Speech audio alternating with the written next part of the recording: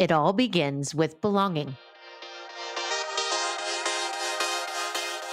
Hey, it's Nikki Llewellyn, and you're on Gut Plus Science. This podcast is on a mission to increase engagement at work. And on this show, we equip CEOs and people-first leaders of all levels to make impact. Let's get to it. Hey, Gut Plus Science listeners, it's Nikki. The fabulous Norma Tirado is back as our guest on Gut Plus Science today to share her message. We must lead with belonging first. And David Black is back as my co-host. David is the CEO of Even Health, and he has been partnering with me to highlight people-first leaders in healthcare and the great things they are doing to impact well-being. So this is one of our many episodes we're collaborating on. It's been fun, and we're in for a treat with Norma today. Let's get with David, and he'll introduce Norma. It's a rare treat to have a past guest back, and that's what we get to do on this episode today. So, yay, a repeat guest means one thing. They were awesome before, and she's going to be awesome again. David, you want to introduce our guest? Sure thing, Nikki. Thanks so much. I am thrilled to introduce Dr. Norma Tirado. Norma is Vice President of Culture and Experience at Centura Health. Dr. Tirado has a range of experience, previously supporting over 31,000 team members at Spectrum Health as the head of team member experience and talent development. She's also has many layers to her, was former board president of the Southwest Michigan Symphony Orchestra. And Norma, what I love most just about your background is what you state as your purpose in life, which is make workplaces more human-focused, inclusive, and resilient, and to help people find their gifts and share them with the world. So I'm thrilled to be part of today's conversation as we think about trust, creating spaces for vulnerability as leaders and for those we serve. So Norma, thank you so much for making time today. Thank you. It's just great to be here. I'm excited to be back here with Nikki. It was fun the first time we did it. So I'm just looking forward to having a really great conversation today. Yay. We're so glad to have you. Norma, I'm going to kick things off. And I know a little bit, but I'd love for you to just maybe start by sharing more about a belief you have that we must lead with belonging if we're to build or to transform to a healthy workplace culture. So what do you mean by that? Well, David, I've been working on a model for a healthy culture. So let me first tell you what I believe a healthy culture sounds like. To me, a healthy culture is an inclusive, change-ready, and joyful culture where team members feel like they belong and they can deliver care and performance beyond expectations. They can thrive by bringing their genuine and best selves to work. And for us to be able to accomplish that, team members have to feel like they belong before they can believe in your culture, in your mission, in your values, and before they can become their best selves. So I think that many organizations are under the misconception that you put a great vision out there and people are just going to buy in and just go with it. But it's just not my experience tells me that's not the right place to start. Yes, you introduce people to your mission, vision, and values. Yep. But first, they need to feel like they are accepted, that they can be themselves, bring their whole hearts, their whole selves to work. And then they can engage and become their best versions of themselves and thrive in your culture.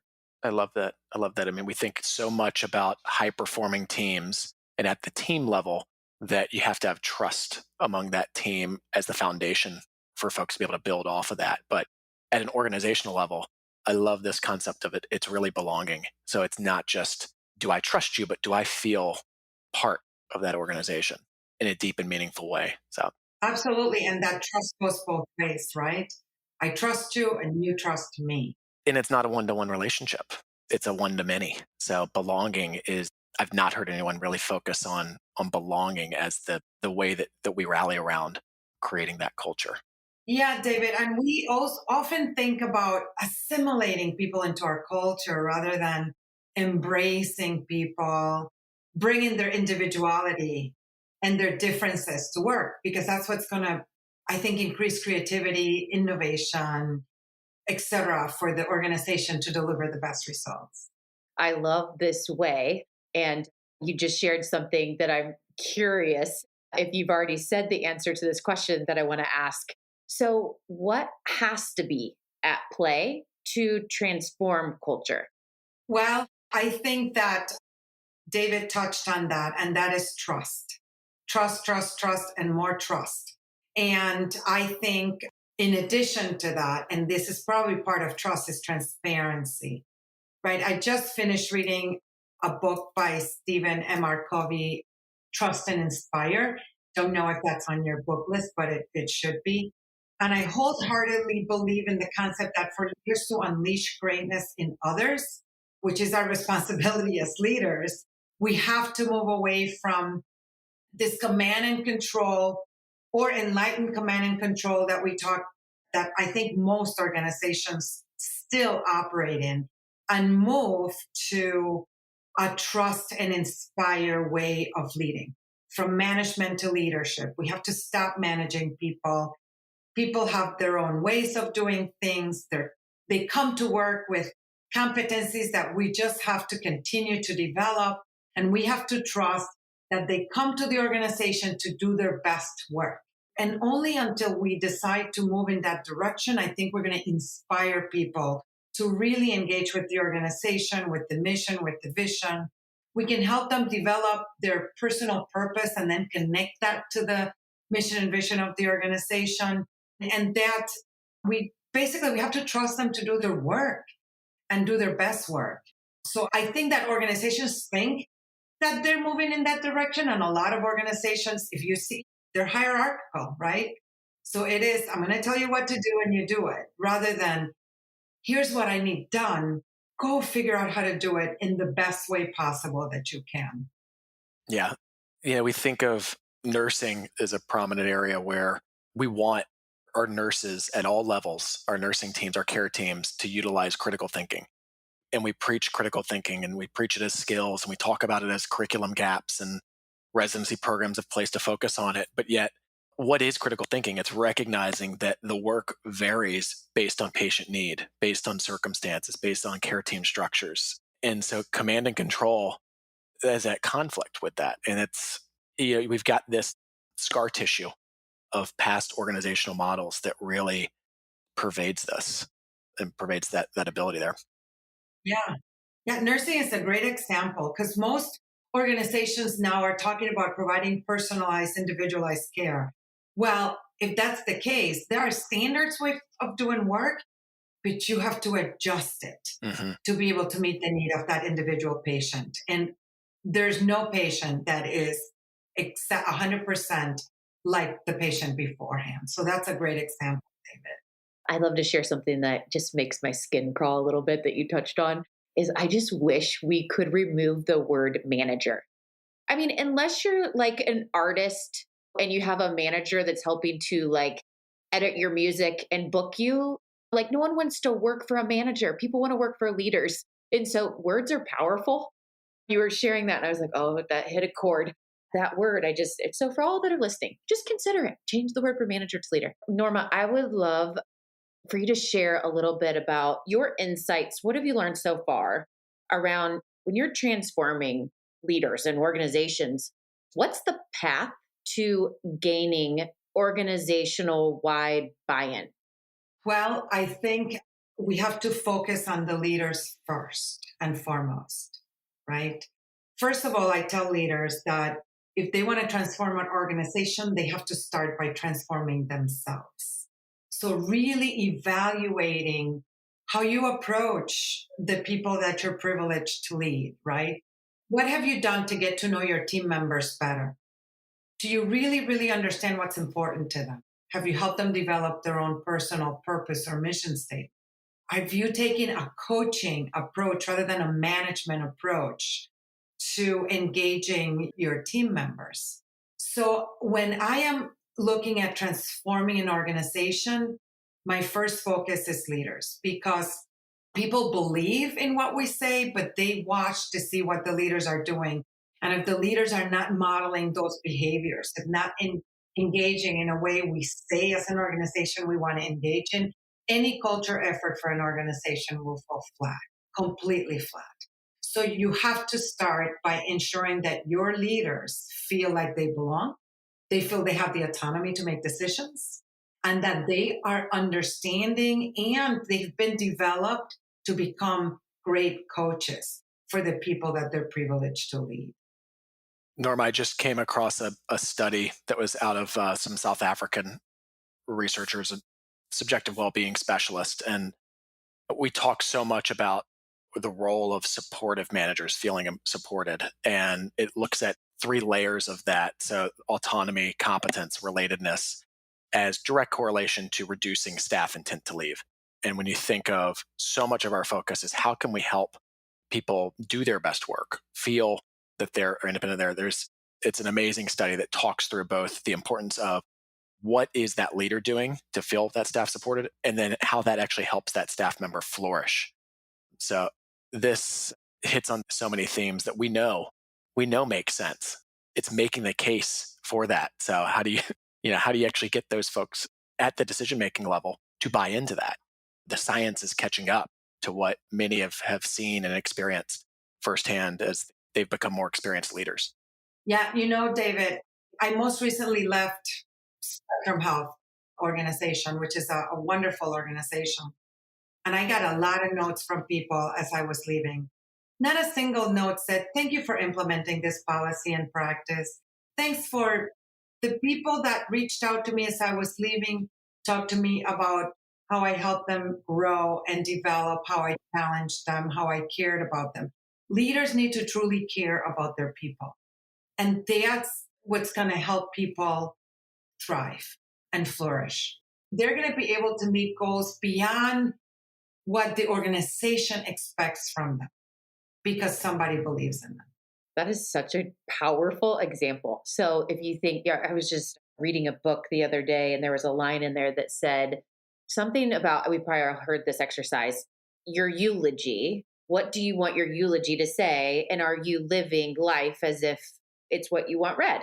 And so similar to like just your leadership experience and the way you want to touch lives, are we checking boxes or are we really making meaningful impact? Like, are we the leader that people remember when later in life someone wants some mentorship on, tell me about a great leader? Like, and so I love that you shared that. Like during your transition, it wasn't like, great job on that program. I'm sure you did a great job on that program, but it was how you cared for people and related. That's awesome. Love it. Nikki, that's a really funny example because I was sharing with my husband some of the emails that I was getting, and he's like, gee, it sounds like you're listening to what people would say at your funeral. Oh, wow. That ties in, but it's like legacy stuff, right? Significance. That's really good. So Norma, we're talking about this. It all begins with belonging. And this is this model that you're so passionate about. I know David's going to dig into really these 6 keys here in a few minutes. Can you illustrate leading belonging well? I would say that we lead belonging with curiosity, humanity, and inspiration. I think that you have to be really, really interested in learning about the human beings we're privileged to lead. What's important to them? What drives them? Who are they at home and at work? What are their passions? What moves them to action? What do they like to do for fun? What makes them happy? What makes them sad? What makes them angry? We have to embrace all emotions at work. We've been too like emotions don't belong at work, emotions belong at work. We can just hang them when we leave our homes and go into work. So, who is important to them in their lives? We have to develop a culture that embraces personalization and moves away from one size fits all. That mentality. We have to embrace inclusion, value differences, and reject assimilation. That's how we lead belonging, by really, really caring for the human beings that come to work every day. Love it. Can you lead us into sharing an example of how a leader champions belief? Well, I think you champion belief by helping connect the mission, vision, and values of the organization to each individual person, to what's important to them, to what they value, and to their job. And I think you have to create that trust and inspire culture to be able to lead belief and help people find their own personal purpose and help connect them to that purpose and help connect that personal purpose to the organizational mission, vision, and values. I can share with you an example. I was implementing, at the time that I was CIO of an organization, we were implementing the Epic electronic medical record. And I really wanted to inspire this team, not just to bring in this project on time and on budget, which seems to be the way we measure success of IT projects. But I said, what would be something that would inspire people to really dig in this implementation? And what we settled down on is, rather than create that typical goal, we set a goal that nobody, after we were done implementing this, nobody would be hurt in our organization by this implementation, that instead we would use this to save people's lives by providing physicians with the information that they needed at the right time, at the right moment, to make the right decisions for the patients. And we connected them to their own families. So we had people basically bring to work the pictures of the people that were important in their lives, and we created a wall. And we basically said, we are making this project so our families and communities will have a safer environment to come into when they come into our hospital. And just making that connection from their own families walking into our hospital made that implementation one of the most successful Epic implementations. In the state of Michigan, it was the first organization to reach what we call HIMSS level 7, which is the highest level of performance of an electronic medical record. And they did it in record time. And they did it because they connected that implementation to their families and their loved ones and their community. I love it. We talk so often about what's your why, but the conversation sometimes ends there. And as leaders, it's sort of, well, can you give me something specific that I could do? I think that nothing makes it more meaningful than having that personal connection for that. I am working with a chief wellbeing officer right now that's dealing with an Epic implementation, and they are in the throes of it right now. So I will be connecting you and sharing that practice. That should be preached from a really high mountain. I couldn't agree more. Every time I've heard of an Epic implementation, it's just all pain. Like there's the joy and the love and all of that. I just have not heard this. So this is just this way. I'm like, Norma, I think we need to launch you a podcast. That is awesome. Thank you for that example. So, Norma, let's get tactical for a minute before I pass this over to David to dig in on many other things that we have to cover in this episode. What are your suggested steps to tactically move belonging forward? So I think, let's start at a philosophical level. Start by embracing personalized, one size does not fit all strategy for your organization and your culture. So get to know team members at a personal level. Do little things like send a welcome letter to the entire family when a team member joins your organization. Imagine if your partner or spouse receives a welcome letter from the organization that your partner is going to join. That's really, I think, really special and something that we maybe don't think about. When somebody joins your organization, it's not just them. It's their spouses, their partners, their children, their dogs, everything around their lives. So welcome the entire family to the organization.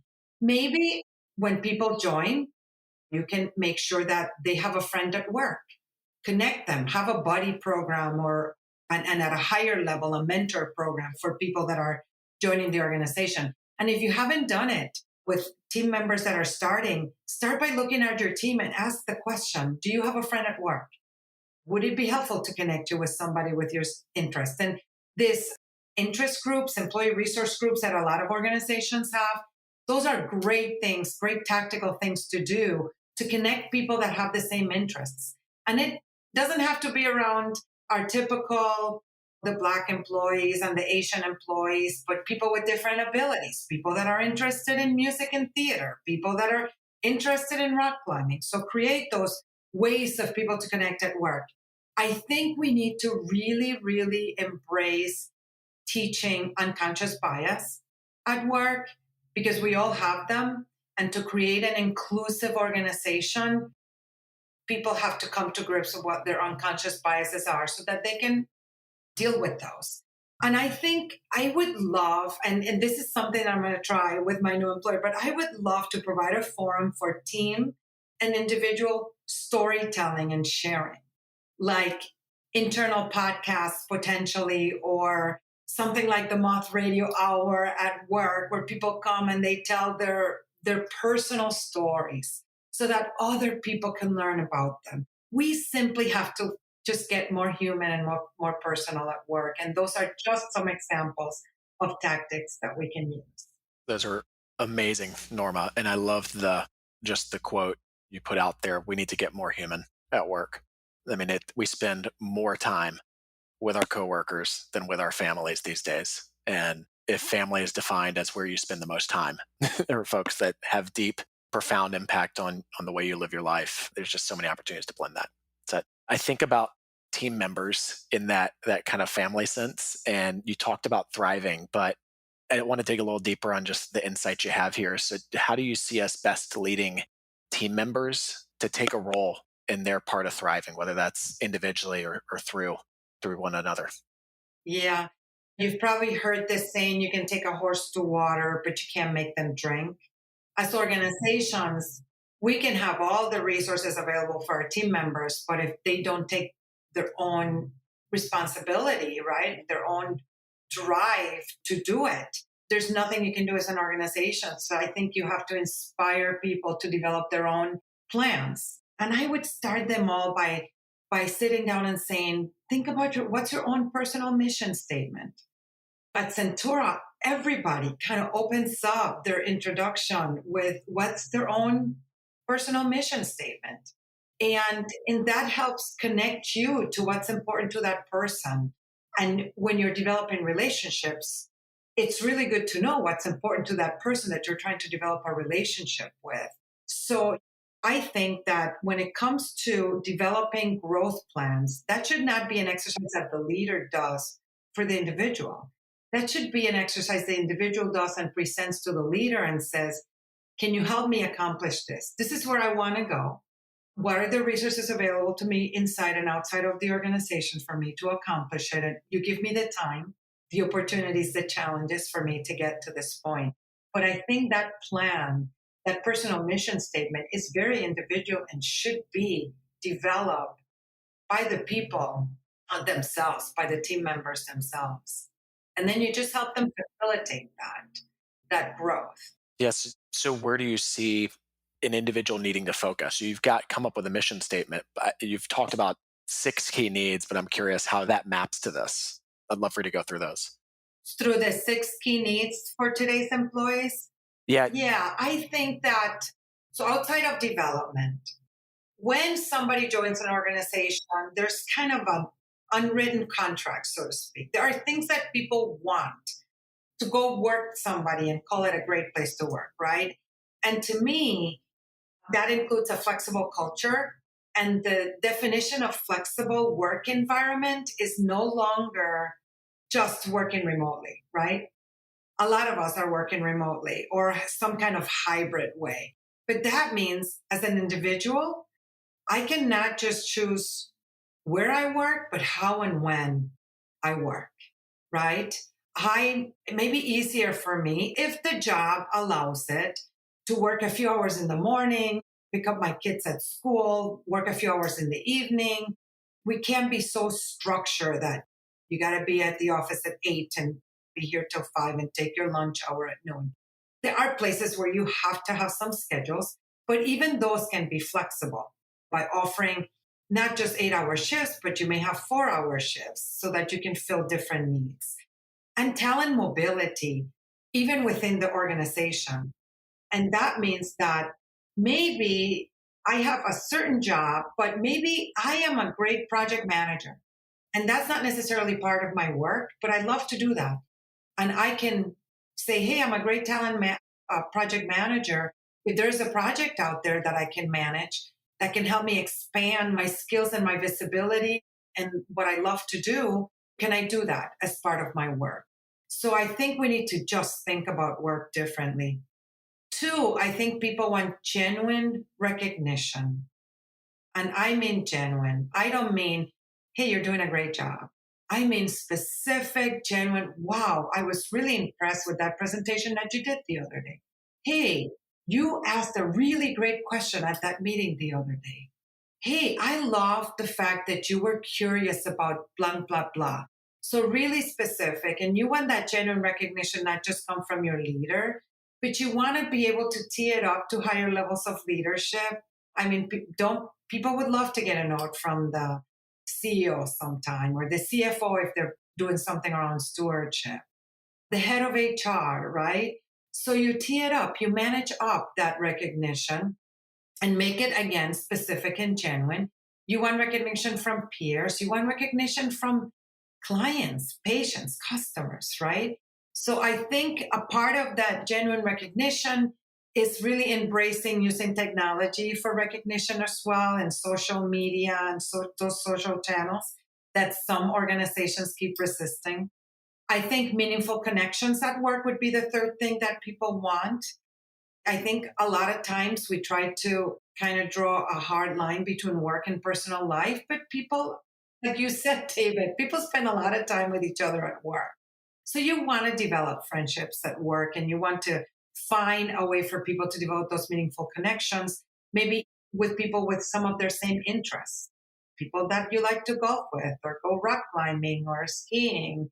I think you need to fourth would be to provide growth and development opportunities for people, job rotations, challenging assignments, tuition reimbursement, training and conference opportunities for people to continue to grow and then give them the time to do it, right? Sometimes it would be good to be able to set aside some specific time for people to do learning activities and be intentional about it.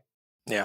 And most healthcare organizations are large organizations. And so that reticence to develop meaningful connections with folks that you have to see every day because you need some separation at times, you have an ability as a large organization to connect people outside of their day to day work and role, but still have that common culture and connection that's there. So that's an opportunity that a small business or small company can't invest as heavily on that a large health system really has as a unique differentiator. So, Absolutely. Absolutely.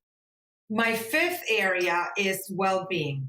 I think people are looking for employers that really care about them as people and that may provide them with opportunities to care about their physical, mental, financial, spiritual well-being. So not just that you're doing well at work, but again, that cares about the whole person's well-being. And then lastly, to me, is people are using a lot of technology outside of work. You have to make sure that your technology at work matches that same level of technology engagement and to facilitate work and facilitate connections as well. So those are my six. So rich, and there's so much. I have 2 pages of notes right here that I'm going to have to talk to you about. How do we summarize the key takeaways? Because there's so much good here. Like I said, Norma, you need your own podcast. This has been so great. And David, I know you're going to lead us into the lightning round with Norma so we can get to know her. And I know you picked out some new fun questions. So we're going to take a quick break, hear from our sponsor message real fast, and we'll be right back with our lightning round to learn a little bit more about Norma Tirado. If you're leading with a people first mindset, which most likely you are because you're listening to Gut Plus Science, join People Forward Network, the largest community of humans on a shared mission to lead meaningful work. You can find us at peopleforwardnetwork.com or follow People Forward Network on LinkedIn. All right, back on Gut Plus Science. David Black, you are my awesome co-host today, and you are taking over the lightning round, and you've got some new questions to throw out there. So let's learn about Norma. thanks, Nikki. So, Norma, we've covered a lot about team development, org structure, and those pieces, but I want to dig into you individually with this lightning round. So, what's a favorite book or a recent book that you'd want to share? Well, let me tell you, my most favorite recent book to read, and I'm an avid reader, is a series of 3 children's books. And it's called What Do You Do with an Idea? What Do You Do with a Problem? And What Do You Do with a Chance? And I think all adults should read that children's book. As a matter of fact, I bought the What Do You Do with an Idea for all my team members and shared it with them and said, share it with your children, but share it with your other team members. Because I think as adults, sometimes we forget how to do that creatively and collaboratively. So I highly recommend that series of 3 books, children's books. Love it. So I want to think about a song. I love music. It seems like you do as well. So what's a song that lifts your spirits when life gets you down? Well, it's a song that I actually have as a ringtone on my phone, and it's called "It's a Beautiful Day" by India Arie. I absolutely love that song, and if I have to raise my spirits, I listen to the full song, or I ask one of my children to call me, and then I can listen it on my ringtone. But I also love, like when I'm grateful for people, I love sharing with them the song "Kind and Generous" by Natalie Merchant, and just reminding them of the really important work that they do every day and how their kindness and generosity really, really makes a difference. So good. Great songs. What's something that you wish you had done earlier in life? Well, when I graduated from Marquette University, I went and I talked to an executive of a company I won't name, and it happened to be a man. And I wanted to go to a school to study international business because I was a foreign language major in undergrad. And he basically told me, we wouldn't hire you because we don't let women travel to foreign countries. And I let that discourage me from going to get my international degree. And to this day, I regret it. I love where my career took me, but I always wonder, what if I would have not followed his advice? I would have studied my international business and I would have traveled the world with companies carrying this message of humanity that I'm so excited about. Oh, well, I am honored that life's journey has taken you to us meet and to this conversation. So thank you so much for persevering through what shouldn't have been an occurrence, but what you made something positive out of it. So last question, Norma, how can listeners get in touch with you? I'll give you my personal email is ntirado, that's NTIRADOK @gmail.com. I really am interested to hear what listeners have to say about this belong, believe, become healthy culture model. So any ideas that people have about how to make people feel more like they belong in an organization, or how do we make them believe in our missions or become the best selves that they can be, I would love to hear from your listeners about.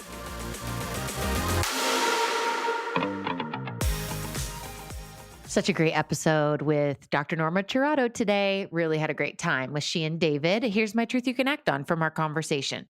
Transformation starts with transforming yourself. In order to see significant impact, we must work from the inside out, developing ourselves and then focusing on developing those around us. And remember that the growth journey never stops. It's never like, oh, I've arrived, right? It's just we have to work on ourselves before we're going to be ready to start pouring into other people. But it's always a consistent development of that never stops. We're constantly pouring into that. Number 2, always tie back to their personal purpose. Striving to build relationships and make leadership impact is very much rooted in making sure that each person you lead feels purpose in their roles and responsibilities, tying back to their personal purpose. Number 3, make your leadership touch personal. Examples include sending gifts or thank yous to the employee's home for the family to experience, helping people build meaningful relationships and friendships through work, providing genuine recognition.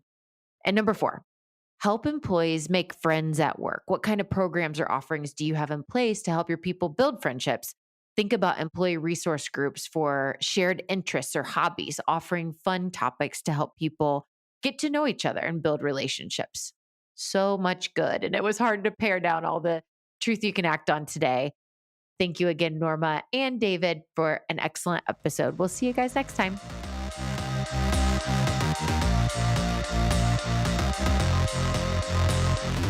We just left the world a little bit better. Now go do something with it.